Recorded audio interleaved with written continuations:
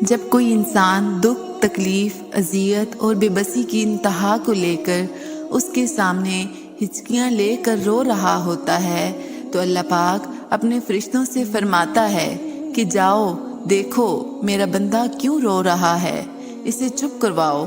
تو فرشتے چپ کروانے کی کوشش کرتے ہیں تو تھک ہار کر اللہ کے پاس جا کر سوال کرتے ہیں کہ یا اللہ آپ تو جانتے ہیں کہ یہ کس غرض سے رو رہا ہے۔ تو اللہ پاک فرماتا ہے کہ وہ اپنے ایک بہت پیاری چیز کی تڑپ میں آنسو بہا رہا ہے، لیکن مجھے میری عزت و جلال کی قسم کہ بہت جلد ایک ایسی چیز سے اسے نوازوں گا کہ یہ تمام مخلوق اس پر رشک کرے گی اور چھن جانے والی چیزوں کو بھول جائے گا۔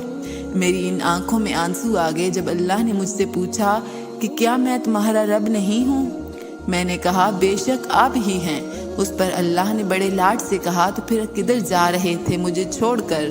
یا کوئی انسان تمہیں مجھ سے زیادہ محبت کر سکتا ہے؟ دنیا مجھ سے زیادہ نوازتی ہے کیا؟ دیکھتے نہیں جو فرشتے تمہارے کیے ہوئے گناہ صبح میرے پاس لاتے ہیں، صبح انہی کے ہاتھوں تمہارے لیے رزق بھیج دیتا ہوں۔ جو لوگ ٹوٹ جاتے ہیں اور اللہ کے آگے روتے ہیں، پھر اللہ انہیں جوڑتا ہے، پہلے سے بہتر اور مضبوط بناتا ہے۔ بے شک اللہ بہترین مصور ہے۔ تو ذرا سوچئے کہ اللہ اس شخص کو آزماتا ہے جس سے اللہ کا قرب حاصل ہونا ہوتا ہے۔ پھر ہمیں یہ معلوم ہونا لازم ہے کہ جو ہو رہا ہے اللہ کی اجازت سے ہی ہو رہا ہے۔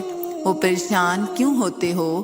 اگر تمہارے ساتھ کوئی غلط کر کے کوئی خوش ہے تو کیا ہوا؟ اللہ تو دیکھ رہا ہے نا۔